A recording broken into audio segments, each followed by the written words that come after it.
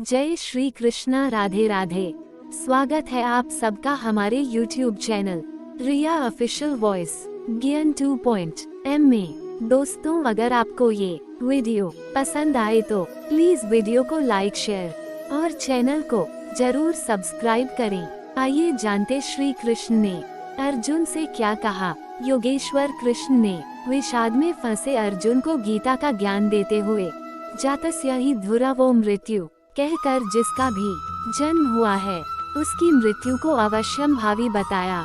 जन्म अर्थात न्यायकर्ता परमपिता परमेश्वर की न्याय व्यवस्था के अंतर्गत जीवात्मा के पूर्व जन्मों के कर्मों के फलों के अनुरूप से उपयोग के लिए एक साधन के रूप में मनुष्य का तन प्रदान करने के संयोग को ही जन्म कहते हैं।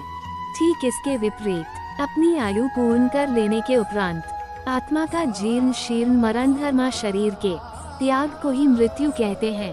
वेद भगवान ने भी मृत्यु ऋषे कहकर स्पष्ट कर दिया कि मृत्यु अवश्यम भावी है। तो मृत्यु पर विजय कैसे प्राप्त की जा सकती है?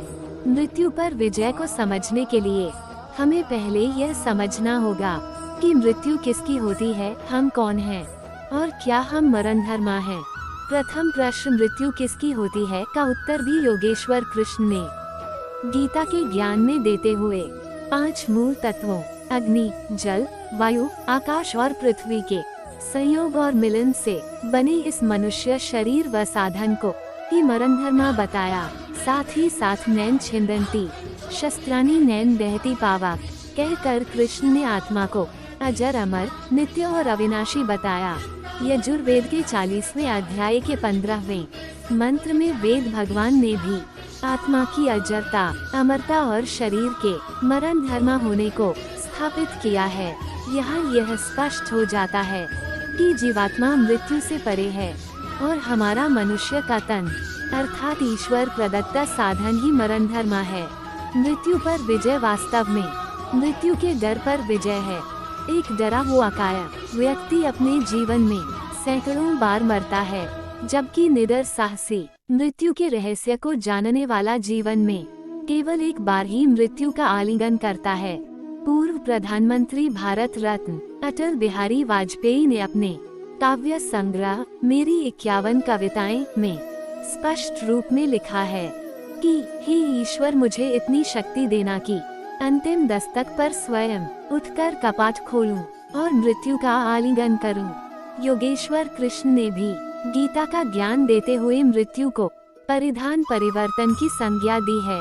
जैसे हम प्रतिदिन नहाकर नए वस्त्र पहनकर प्रसन्न होते हैं, वैसे ही मृत्यु के उपरांत इस जीवात्मा के पूर्व कर्मों के आधार पर मिलने वाले नए शरीर व साधन की प्राप्ति के लिए हमें शोक नहीं करना चाहिए, अपितु नए साधन की प्राप्ति के लिए हमें प्रसन्न होना चाहिए। वेद भगवान ने भी अनेकों स्थानों पर मृत्यु का शोक न करने की या मृत्यु से ऊपर उठने की प्रेरणा दी है। जैसे अथर्ववेद में त्वं मृत्युर्दायता मां प्रमेष्ठा कहकर बताया कि मृत्यु तेरी रक्षा करे और तू समय से पूर्व न मरे।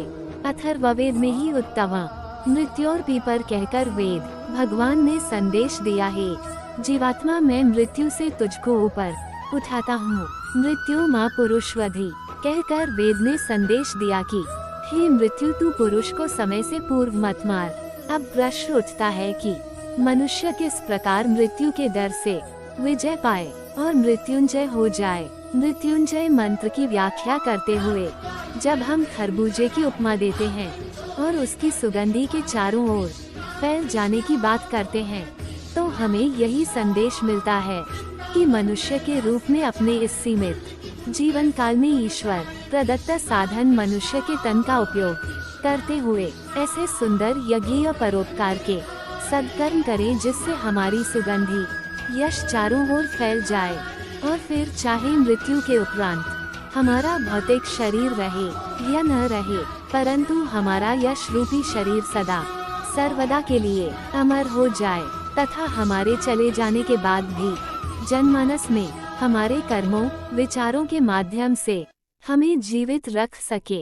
वैसे भी शतपथ ब्राह्मण में अमृतत्व की व्याख्या करते हुए कहा है कि जिसको उस परम ज्योति के दर्शन हो जाते हैं।